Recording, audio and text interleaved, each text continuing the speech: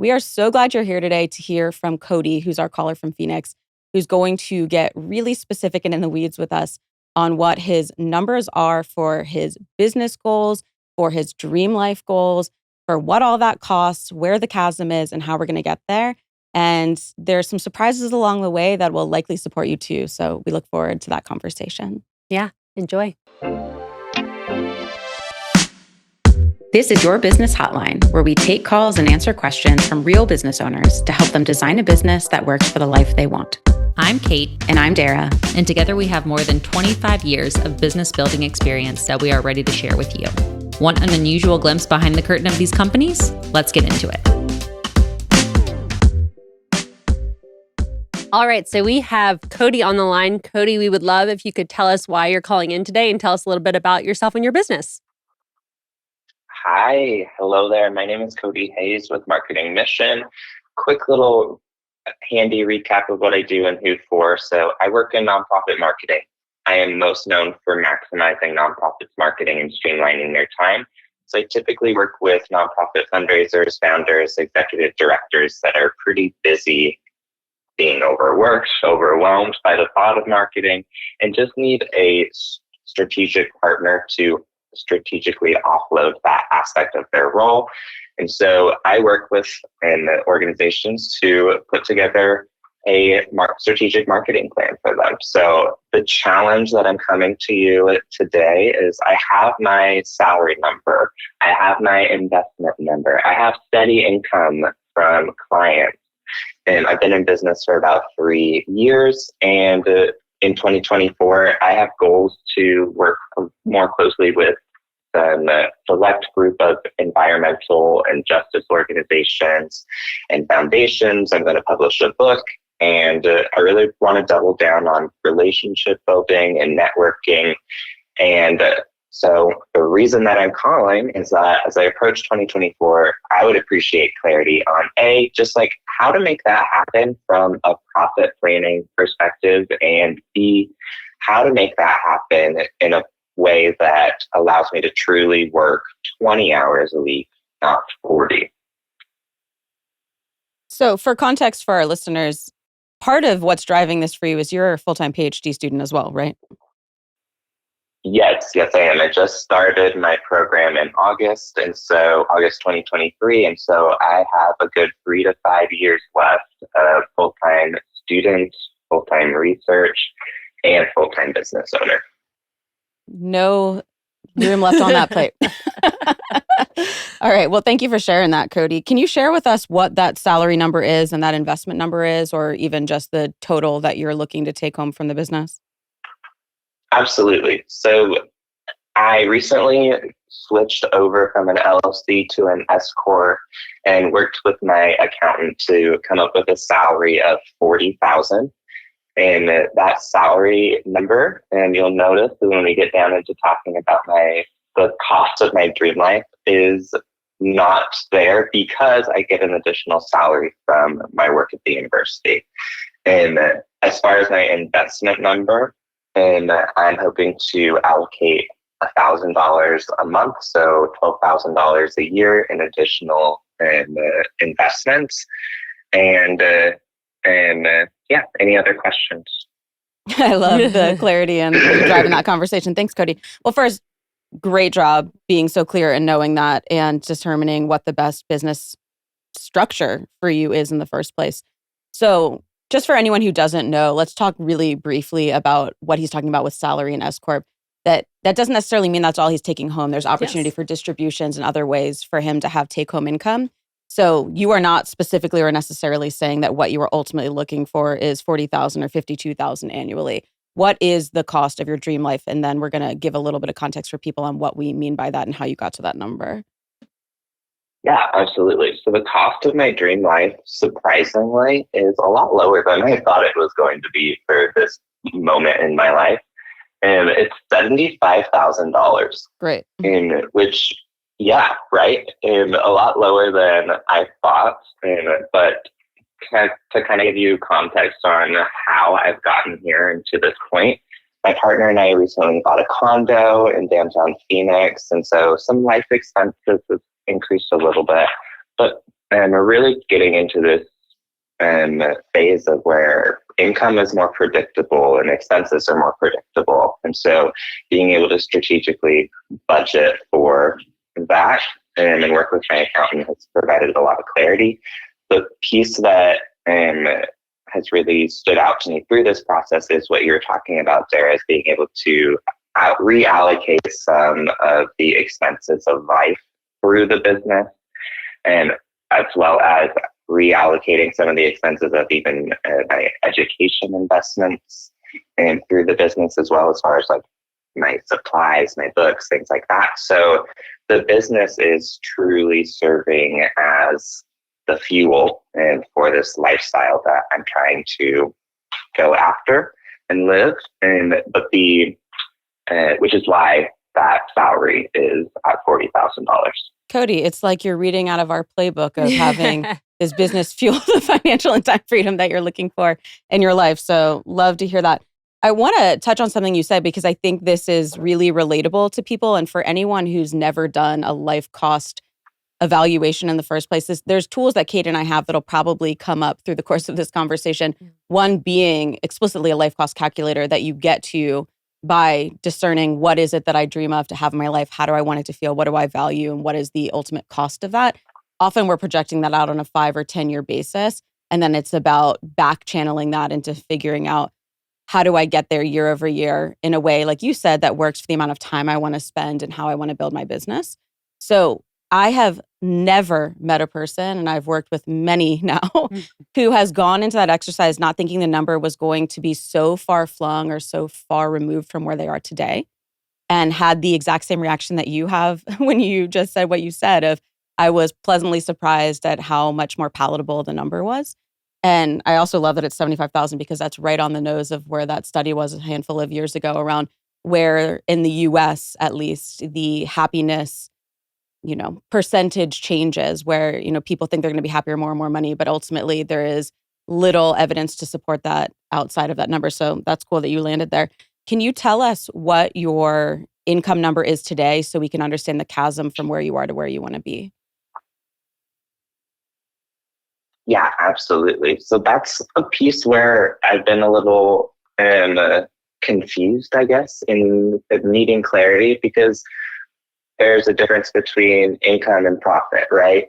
Yes. And as we're talking about how, I can go and, bring in new clients and then have to hire new team members. But if that keeps my, profit at the same, and what's the point? And so income wise, the business is sitting at $145,000 in income. And can I interrupt you, Cody? Yeah.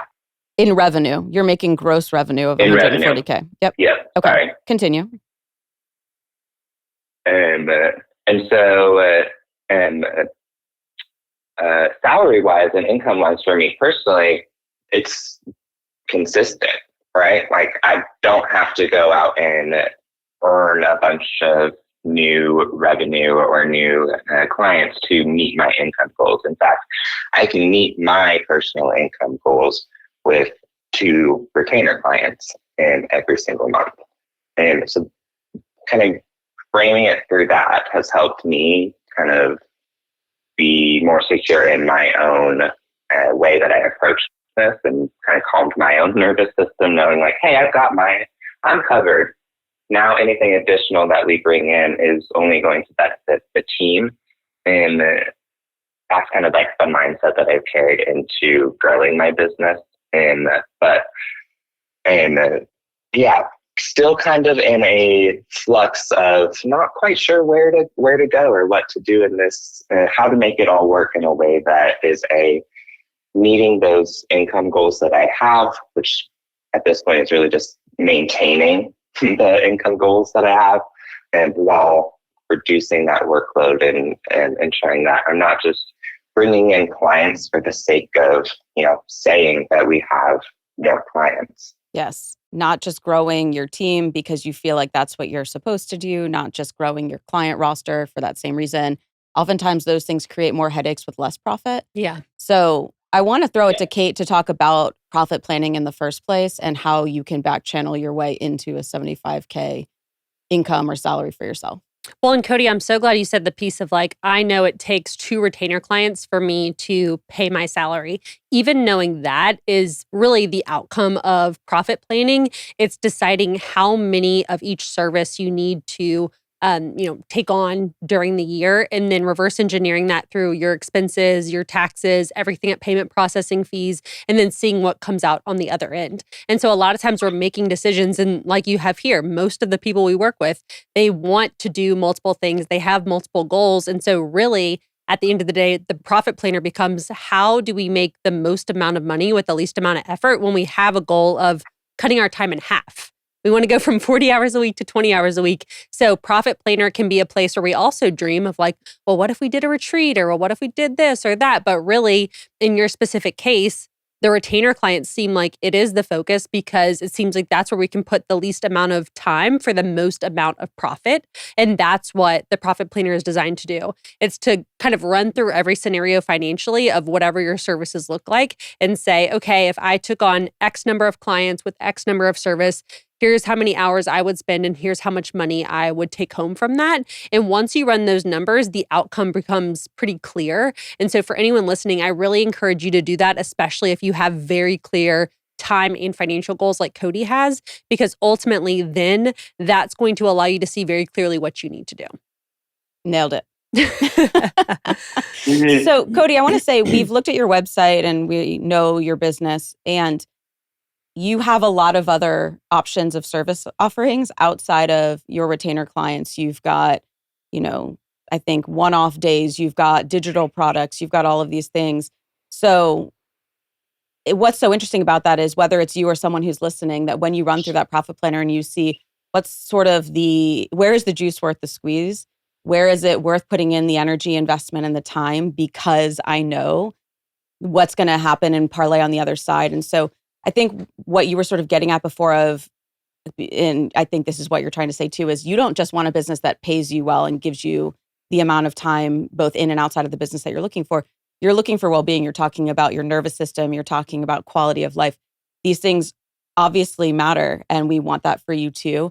And sometimes when there are so many things on the table, whether it's the number of service offerings, the number of people that you're having to manage and worry about their livelihoods, or partial if they're contractors that are not full-time with you, that can add to the complexity. And so for you to have that clarity of thought to say, if this all went away and I became a solopreneur again, and I did this for 20 hours a week or less with 2 retainer clients, I could actually have everything that I want as far as X, Y, and Z. What you're now saying is that's a great fallback plan if it ever got to that point. And I know that I want these other things, like writing a book, which is going to take you in different directions from where you have the sustainable time to put into the business. Absolutely. I think that really nailed the intersection of where I'm at right now, of saying, hey, I have a profitable business. I am meeting my income goals consistently. I'm able to pay myself. I'm able to pay my team. And also saying, hey, there is more to that. and in this avenue of life, it's not looking for more money. I am looking for the security, the calmness, my nervous system being down, but also just like being related to what I'm actually like studying, and being able to focus in on the clients that, yes, can pay me, but also I am interested in, and I am learning as I'm growing and exploring with them, being able to apply a lot of what I'm learning in school directly to the clients has been a really rewarding experience in the past, 3 months since I've started this program. And so I am feeling a lot of that same energy that I did when I first started the business, chasing those rabbit holes, going down and being able to talk to people at conferences and at events and see that they're lighting up over the really nerdy niche things that I'm talking about. And I think building a business that allows me to chase those moments when I need them, but also know that I have that backup plan. I have that base to allow my nervous system, allow my mental state, allow for when I get super busy to, and not feel like it all can just like slip away in the matter of a second. So I guess my safety net is just as important to me as growing a business. Oh, go ahead. Oh, the only thing I was going to say is that I think that illuminates something that's so important that we don't talk about enough when we talk about the profit planner too, is that, you know, our circumstances are going to change. Our goals are going to change. We're going to achieve goals and then have more goals. And so I think a lot of times people will do this profit planner once and they'll be like, all right, etch it in stone. Like, here we go. This is the number.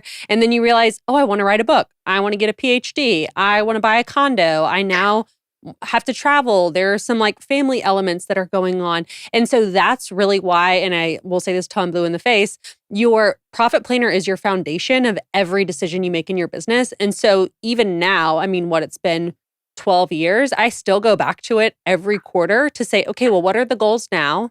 What are the numbers now? Because previously I could spend 20 hours on just client work. So where are those 20 hours? Well, now if I want to spend 20 hours total working, and I know I want 10 of those hours to be book focused, or I want 5 of those hours to be school focused. Okay, well, then that only leaves 10 for work. Okay, so what does that look like now? And that's when we have to start deciding what lever we're going to pull. Do we pull the lever of contract support? Do we pull the lever of pricing? Do we pull the lever of capacity? And you start to decide and kind of find the right equation of like, how many clients at what price with what team members give me the outcome I want? And I think that's so empowering versus looking at it and say, oh, I only have this many hours and I have to stick to this formula I've previously created and I have this impossible task in front of me because I know it's going to take more hours. You really get to creatively problem solve, which I think so many entrepreneurs love, and look at that equation and literally move the numbers and say, okay, well, if I increase the price of this and I reduce the number of clients and I added this team member, now I'm only working 5 hours. Okay, great. How do we make that happen? And I think that's a much more energizing conversation than feeling stuck in the, products and pricing that we've created for ourselves and saying, I have to fit this square peg into this round hole. Exactly. Which means that you have to be malleable and open to that adaptation, which can be really hard, especially when you're talking about things like safety and security, which comes down to something that you value. So that is for you to choose and for you to design your life and business with that as a North Star for you. And to then say, where is that something that might be impeding me because I'd be holding so tightly to an old way because it felt safe and secure? Absolutely. I think I'm definitely not opposed to pulling any lever. Let's pull them all, talked about it, including the escape hatch. Yeah, absolutely. I mean, I've talked about it with y'all before about, and we've been talking about it in the last few weeks and I need to currently in a place where team is feeling max capacity because it's, Giving Tuesdays in a few days. So that's just the season that we're in, but recognizing, hey, we need to pull a lever of more team members during this time of year when we are busy and with multiple clients. Everybody has a sense of urgency in November and December in the nonprofit world. And so how do we protect ourselves and our team, pulling that lever of extra support? I think one of the things that's also been on my mind is, okay, if we're pulling this lever of extra team support, that means we have a stronger team. And so that means that our prices can increase as well. I have definitely in the past 3 years, I've had clients that are more than willing to pay upwards of $4,000, $5,000, $6,000 a month for retainer services, for like grant funded projects tied to research, things like that. And so I think just exploring how each one of those or how we can make that work into the profit planning system, kind of reverse engineer that for me, and would be really beneficial. Something I want to point out too that's really important is sometimes when we talk about this profit planning piece, we assign hours as if every client's the same or as if every project's the same, when really, I think all three of us know that that can be tremendously different. And so along with the profit planner, also deciding what kind of clients you want to have and what expectations you have for that time, and being really clear about those boundaries and expectations up front, I think is just as important, because a 10-hour a month retainer client can quickly turn into 30 hours, if we're not being thoughtful and conscientious about what that relationship looks like. And so I think that that's also a really important part of the conversation, is like, not only are we planning how we want profit to come in from like a numbers perspective, but how do we want to feel in our business every day, and what kind of clients are going to allow us to operate in this way that we, have envisioned, in this thing that we've put on paper. That's just as important as the numbers. Right, which goes to two things. One, it's our ability to reframe our mindset of being able to move up market, like you're talking about, Cody, where the clients you took on in the beginning, understanding that that's kind of where you cut your teeth. It's where you got experience. It's where you gain credibility. It's where you learned how to package and offer what you do consistently. And that got you to here. And through that, you're saying, well, then I grew from what probably was whatever number of your average retainer client to maybe it's 2x, 3x, 4x. I'm not sure. You could tell us, but it's probably a number that was completely out of reach in your mind. And then you got there and you're probably like, oh, great. Now what used to be the ceiling feels like the floor. And I can recognize that we could get from A to B, that there's always that potential to keep moving. And when I say up market, like that's sort of an arbitrary term, but I just mean customers who are happy to pay the prices. And the irony, Kate and I talk about this a lot, is oftentimes the people who pay more are usually a lot less needy in what they're asking for, or have a lot less scope creep. But the other piece of it is the way, to Kate's point, that you're communicating what the expectations are. Because when people come to us for a service, they're looking for us to be their guide. And they're looking for us to say, great, you are here, you want to be here. This is the process that I will take you through. And then kindly, respectfully, and also with ability for you to meander and move and make decisions in real time around your own boundaries, to guide them through that in a way where they're not scope creeping and you don't become resentful and it doesn't infringe on your ability to do and have and be the other things for yourself, your team, and your business, or in your life outside of your business. Yeah, absolutely. And so I think that's something that we all need to consider. And then considering, even if you want to be working with clients, like some people realize in that process, they're like, actually, I hate this. I would love to do digital products or speaking or whatever. So sometimes it's not just a matter of prices and capacity. Sometimes it's like, well, maybe now I can be just as impactful speaking from stage, which is something Cody also does. And so then being able to run those numbers of different types of services or products, I think can be also a really helpful illuminating moment in a profit planner, and thinking through each of those pieces of like, none of the, like all of this was made up in my own mind. So all of it can change, and knowing that we have that freedom, I think, is something that entrepreneurs really enjoy. Definitely. I think, Derek, because you mentioned it, let's just talk about this transformation for a sec. Back in the day and before this business, when I was doing social media and marketing for just about anybody who would come my way, my retainers were a lovely, and granted I was an undergrad, but a lovely $150 a month. And so now, as we charge 20 times that much, and if I have clients that have definitely paid 40 times that much, and there's room for growth, as that clearly demonstrates. But I think even within the last 3 years of nonprofit focused work specifically, I've noticed that change and that difference in the enjoyment that you were mentioning, Kate, of I like being able to have very real and honest and direct conversations with directors and executive directors. And in those big heated moments of like, I had a client this week, it's their biggest fundraising week of the year, and 4 days of it. And my thrill the past week has been, the 9 p.m. text message that's like, oh no, we're $5,000 away from reaching our goal. And I'm like, okay, send a text to these people, send a voice message to this folks, and I'll get a post up on Instagram story. And then within 20 minutes, we reach our goal. Like, I love being able to so quickly problem solve and work with organizations that just genuinely trust the strategy and the advice that I'm giving, and just like blindly follow it sometimes. and just be able to celebrate that success with clients, and know that it's also going to make a big impact. And that's what I like, and I'm kind of chasing after and realizing, I guess, we are progressing in business.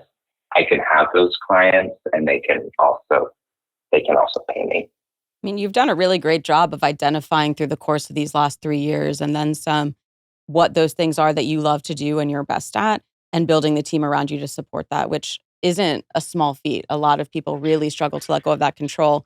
And perhaps each step of the way you had different relationships to that. But the fact now that you have this team of support who can do a lot of the pieces well, and as something that is their zone of genius, while you focus on yours, is really essential. And I think one thing, while we've been talking about money, a question we get a lot that's adjacent to this conversation is, when do I know to raise my prices? How do I know to go from $150 to $6,000? Obviously, that wasn't a one-time leap, but I think you articulated it so perfectly, Cody, without even knowing that. How much value am I bringing to this client? Like, if I can make them $5,000 in 20 minutes, like, that is a real marker of how much value I'm adding.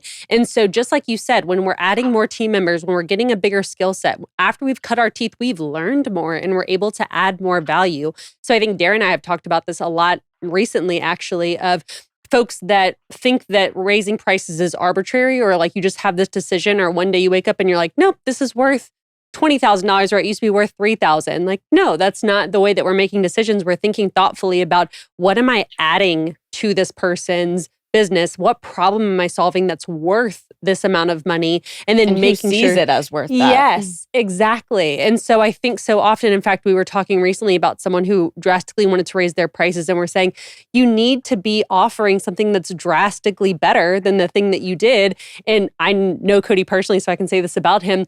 Cody in undergrad versus what Cody knows now, and the connections he has, the relationships, the things that he has that can add value to an organization, that's probably 60 times more. So people are getting a deal actually by paying $6,000 for that type of service. So I say all of that to say, when people are hearing these numbers, or they're hearing some of these other conversations we're having, and they're like, well, how do I get from A to B? Think about, how much value can I add so that my clients can get from A to B? And then it becomes a no-brainer, where we're not having to struggle with that. Like, I saw a post on Instagram today that was like, bring back imposter syndrome. It was like people are getting too confident about offering like nothing for a huge amount of money. And it's like, yes, where is the value? Where is the thing that we know is going to be life-changing or a huge transformation for the people we're working with? Then we feel all too confident to be charging the amount we're charging, because we know that person's going to see that result. Well said. So Cody, I know that you've shared a lot of great things, but we want to make sure you walked away with a lot of great things as well. So tell us a little bit about what you're thinking and what you're taking away from this conversation. I think my biggest takeaway is just this feeling of, yes, I can do this. We are headed in the right direction. My thoughts, my feelings are valid. They are justified. And given the evidence, I'm going to pull a lovely page out of my therapist's book and say, given the evidence presented in front of us, and I can do this. And it's a lot easier than anticipated. So I want to say thank you all for just removing that mental fog, or the helping me piece together this puzzle. And I really, really, really appreciate it. We appreciate you bringing that to us. And one thing that I'll just say for caution for anyone listening is, don't over-engineer it. Where Cody's gotten to a place where he said his salary is covered, things are pretty predictable, he knows what he wants, he knows what he's able to give. Don't get so in the weeds of things consistently because you feel like that's how you've habituated your actions, or you feel guilty because you're not doing that, or there's other forces that are driving that choice. allow it to do the thing that you structured it to do and reap the fruits of that. Yeah.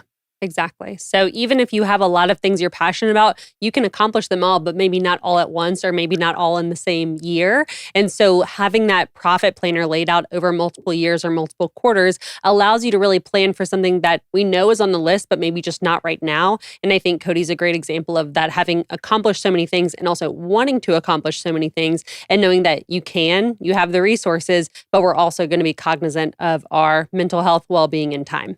And that the well-being and mental health piece are only better, bigger, more exponential when we're clear about what the goals are in the first place. Yep. Otherwise, it's quite aimless and we get stuck in this muck of, well, there's more to do. Well, for what aim, for what outcome, for what goal, how do I want to feel? And you've done an exceptional job of not only doing that, but presenting it in a way that I think is going to help and support other people today, Cody. So thank you. Thank you all. If there are sound effects in this podcast, now is the moment for a a club air horn. Yeah, we're keeping that in. I mean, we are in a studio, so I bet we could find one. Yeah, I bet so. I love it. Well, we appreciate you, Cody. Thank you all. We look forward to your updates and to Yes. hearing how things continue to unfold for you. Keep us updated. All right. Thank you. Thanks. Bye, Bye. Cody. So we just had a great conversation with Cody, and I think it's so illuminating because we talk about how clarity in numbers can create so much freedom and flexibility and so many people are afraid of those numbers. We've heard that over and over again behind the scenes and sometimes more publicly where people say, oh gosh, this scares the hell out of me to address these things when really that can be this fake, big, scary monster that's preventing them from feeling those ways. Exactly. And I love that he brought up the life cost calculator, which you created, because exactly like you said, we think we have this pie in the sky fantasy dream that's never going to come true. And then once we put the numbers together, we're like, wait, to go to the spa once a month and have this car and live in this place only costs this much? Like, that's very doable. That's like near within my roadmap. Let's put together some pieces to be able to do that. And we're getting there much more quickly than we thought we would be. Right. And it opened up his world to say, here's the next things I want to do that are adjacent to my business or completely separate from my business, but would feel satisfying, fulfilling, and help integrate with the values that I've now identified matter to me. And this is how I'm going to get there. And so interestingly for him, he came in almost with this veil of, oh, well, I need to do X, Y, and Z. And like behind the scenes, he told us, I'm stuck at this revenue number of 145 and I want to get to 250. And he went and did the homework to say, let me get clear on why I want those and what those real numbers are and what not only the benefit is, but what's the cost, not the literal financial cost, but what's the cost to me, to my well-being, to the things that matter, to the other goals that I'm presenting to myself. And let me make educated choices based on that.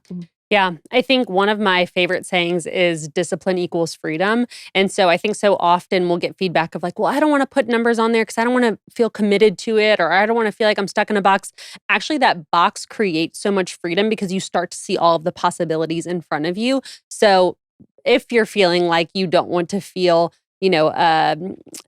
captive to your ideas or like you're going to be put in a box, put these numbers on paper and you start to see all the possibilities. Like it almost does the opposite of what we think it's going to do, because once we know where we want to go, we can find a bunch of different paths to get there. Exactly.